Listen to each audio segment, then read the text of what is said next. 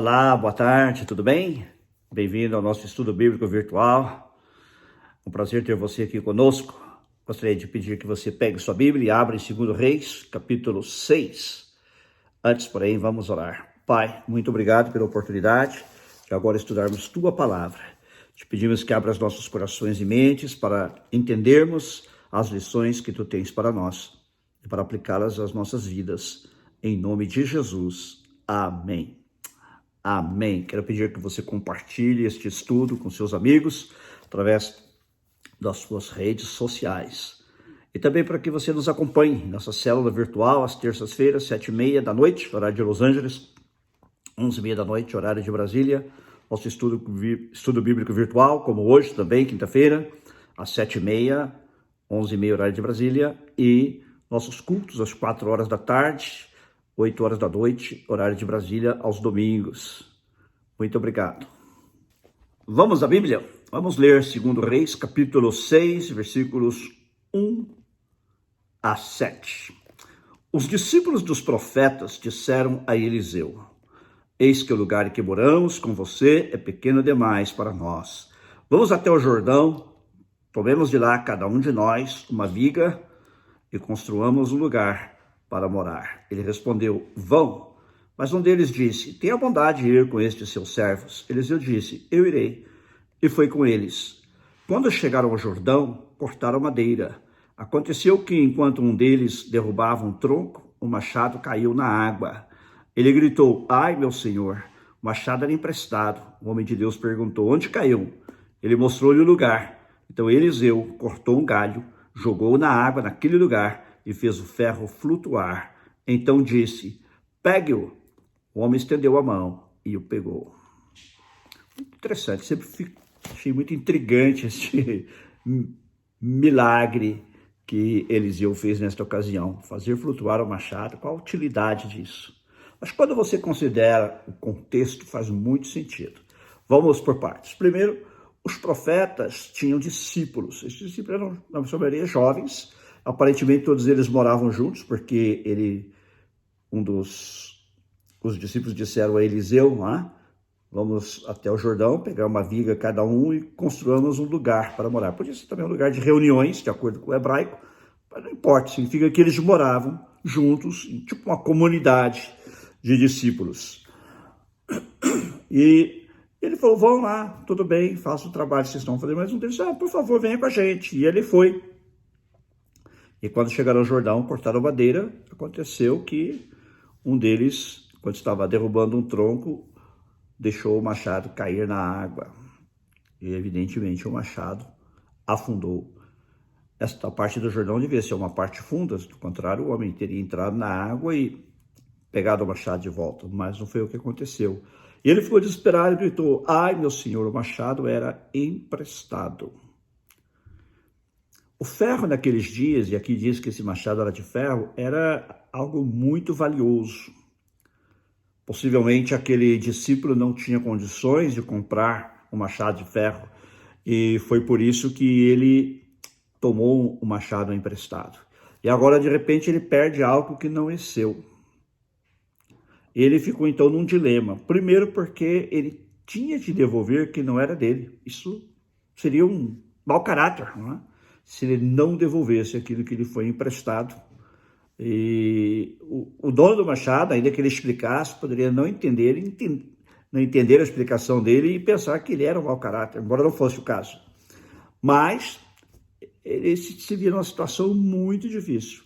A segunda coisa é que se ele não conseguisse retornar o machado, ele teria de pagar. Ele poderia talvez até ter de trabalhar como um escravo, porque em Israel havia uma lei que dizia que se você não conseguia pagar uma dívida, você poderia trabalhar como escravo pelo tempo necessário para pagar o valor daquela dívida.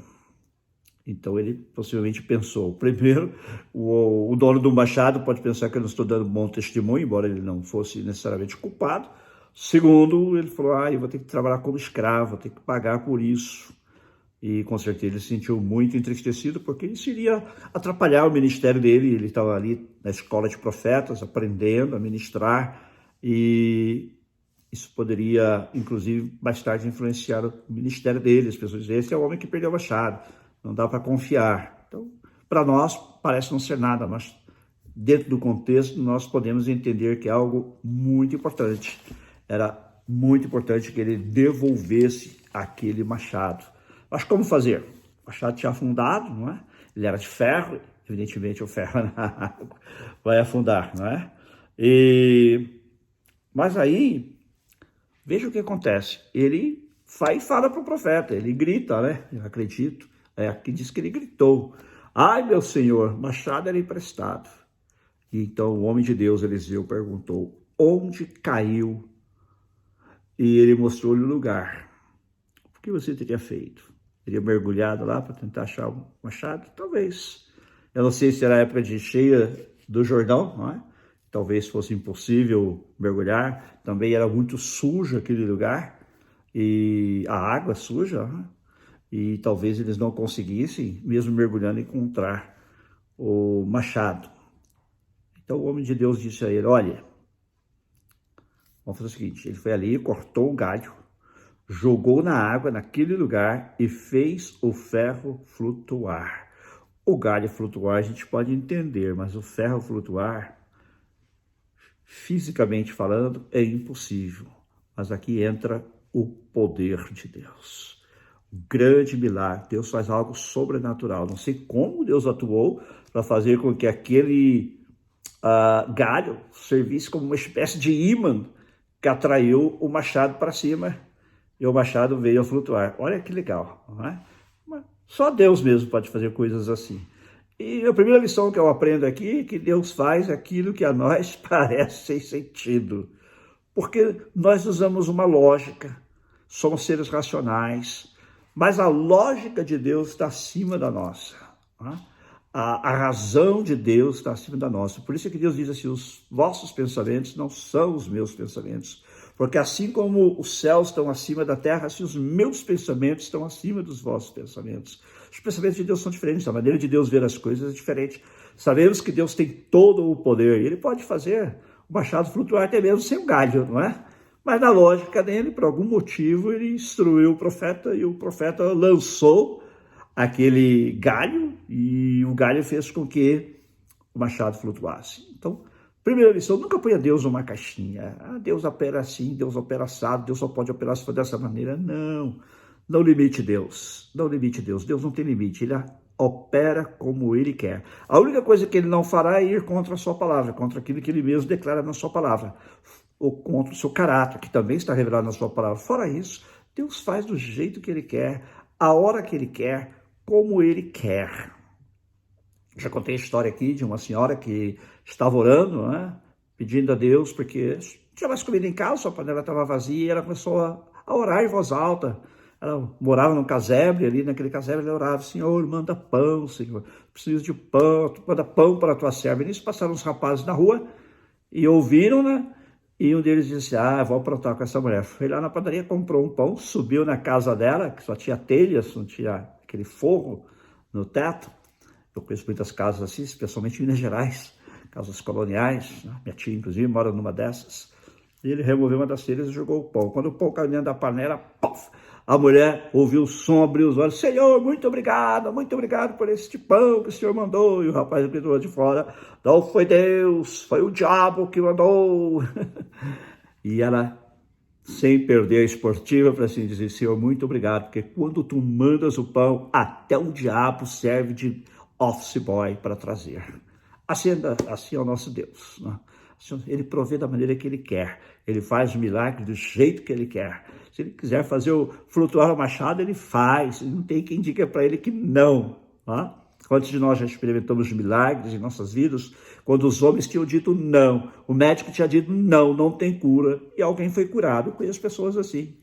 Conheço pessoas assim que foram curadas: tem essa doença, não pode ter filhos, se tiver filhos, os filhos vão morrer, e a pessoa também corre o risco de morrer. E hoje ela tem 3 filhos, todos com saúde e muito abençoados por Deus.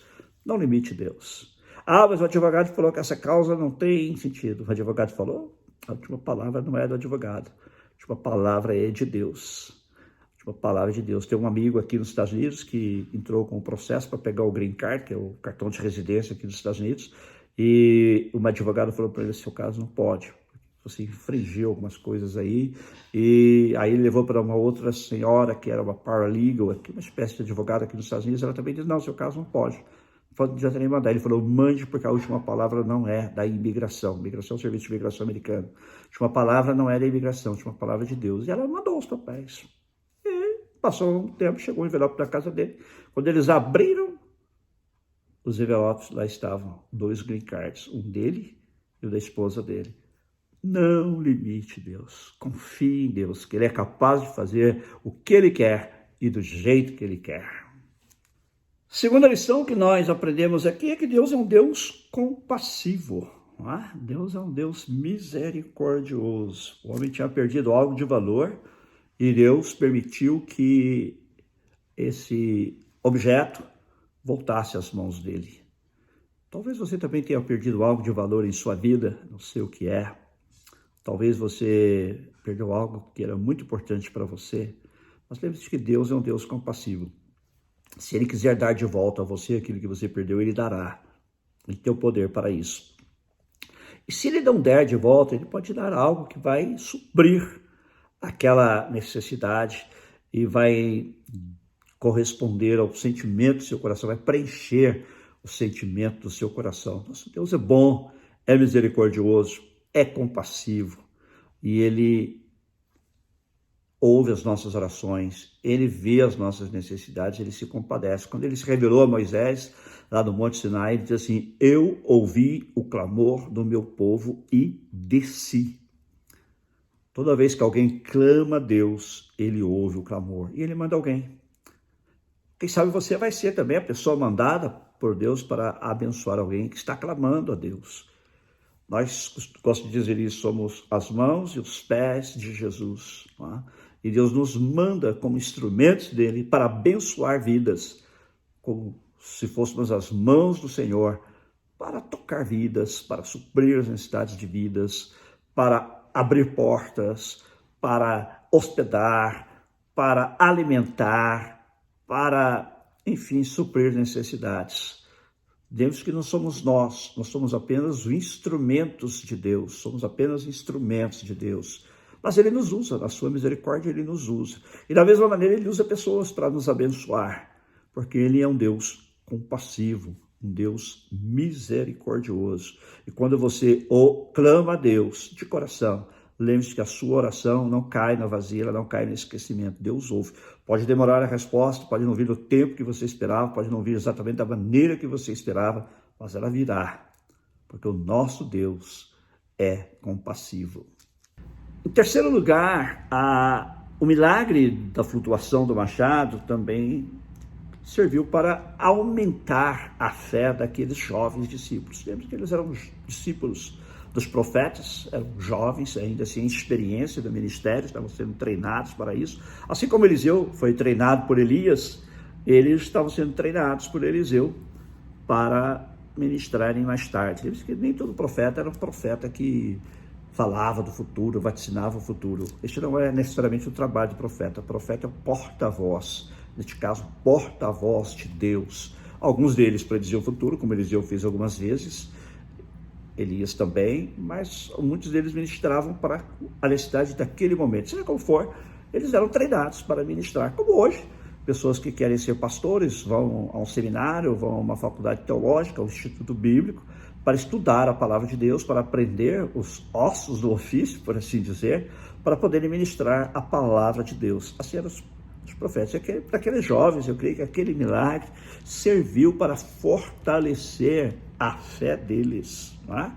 Eles estavam ali naquele momento aprendendo com Eliseu. Imagine você num lugar daquele, de repente você se depara com aquela situação que um dos seus colegas perde o machado, possivelmente vai ter de trabalhar por muito tempo como escravo para pagar o valor daquele machado, e de repente o profeta vem, corta um galho de árvore, joga na água e o machado flutua.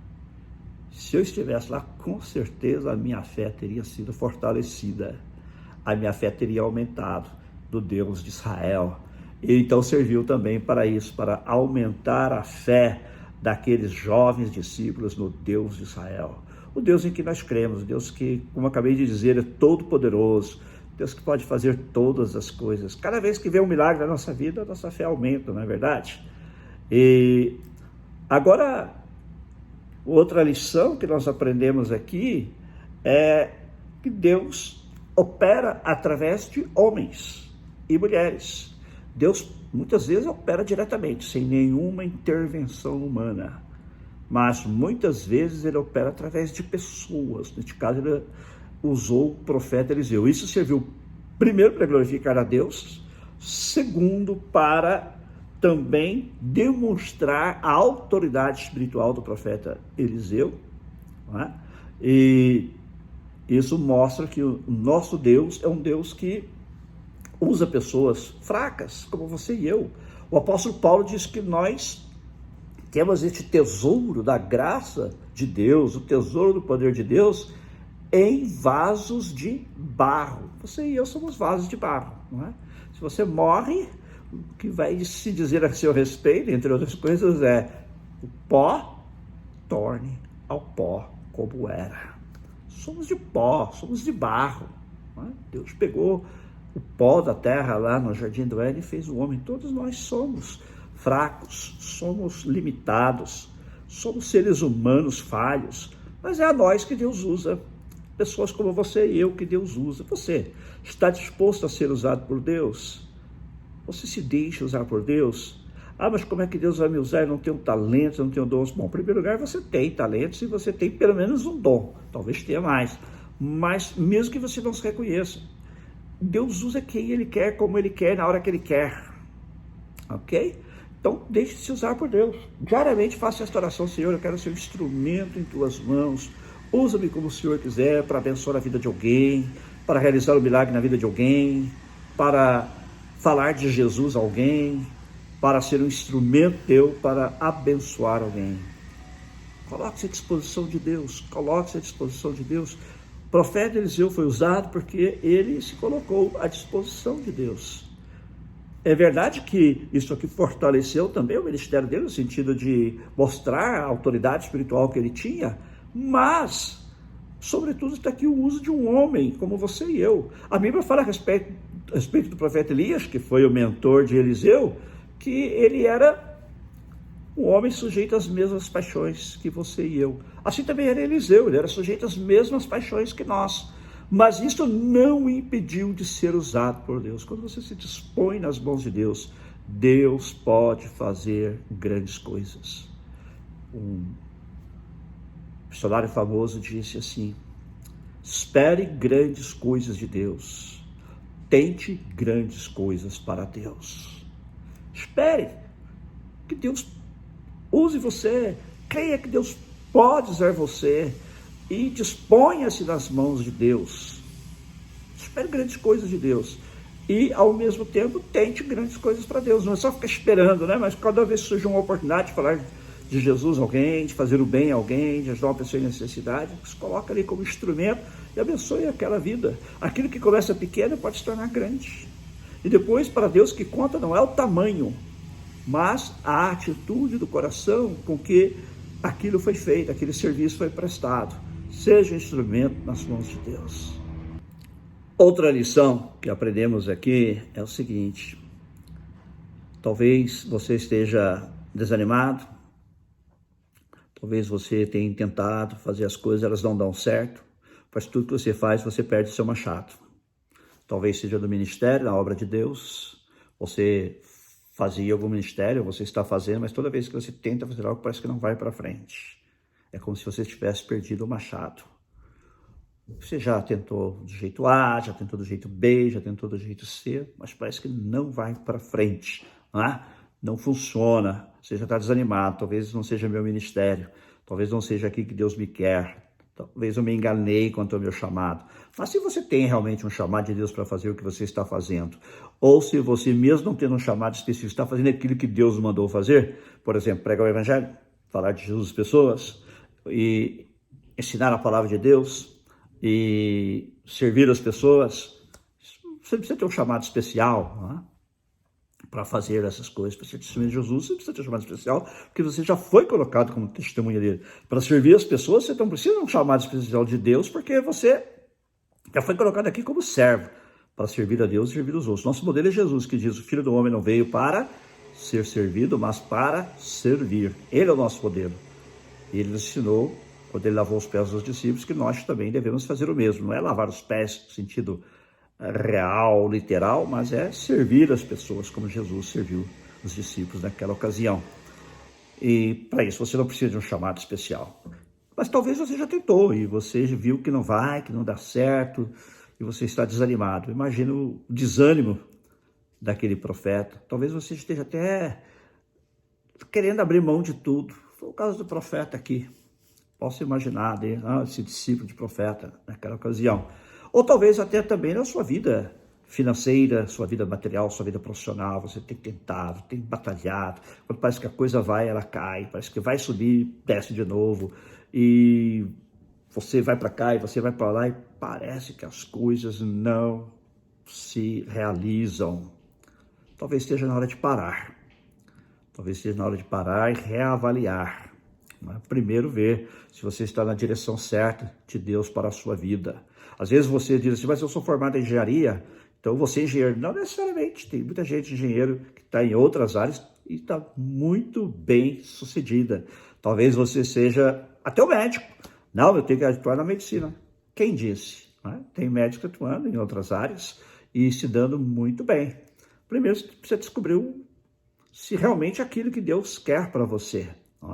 Normalmente a gente procura uma profissão de acordo com os talentos que Deus nos deu. Eu sei disso, mas Deus pode nos mandar por outro caminho também. Deus pode nos direcionar de uma maneira diferente. Então, primeiro, busca Deus.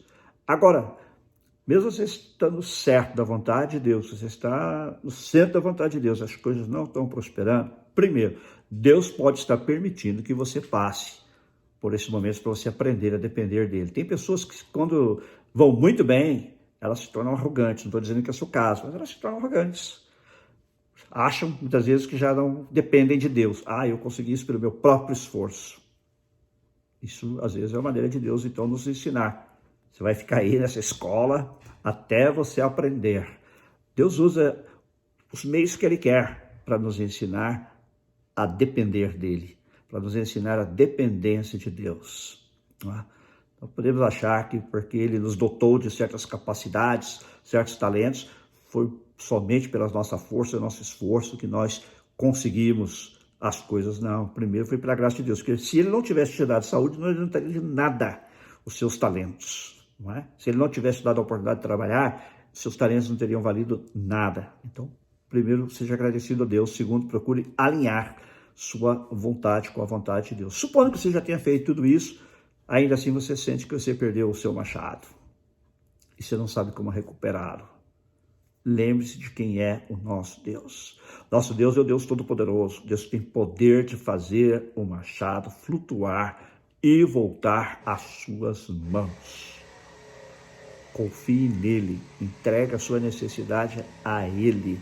Reconheça que Ele é soberano sobre a sua vida e que o jeito dele é o melhor jeito. O seu jeito, o meu jeito não é o melhor. O melhor jeito é o jeito de Deus.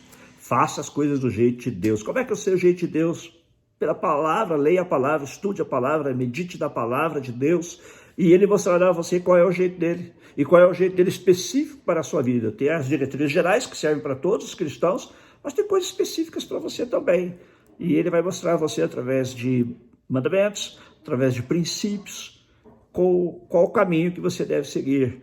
E confie em Deus, não desanime. Você perdeu o machado? Deus tem o poder de trazer o machado de volta às suas mãos.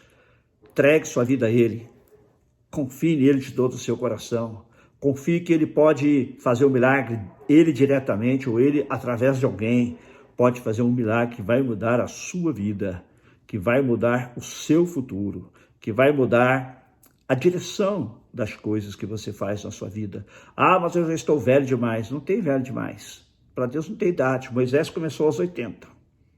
O vô dizia, Moisés recomeçou aos 80. Quando Moisés tinha 40, ele estava lá no Egito, estava bem. Mas aí, vocês conhecem a história dele, ele afundou, porque ele tentou resolver um problema lá ajudando um hebreu, matou um egípcio e de fugir do Egito. Aí durante 40 anos ele viveu na depressão.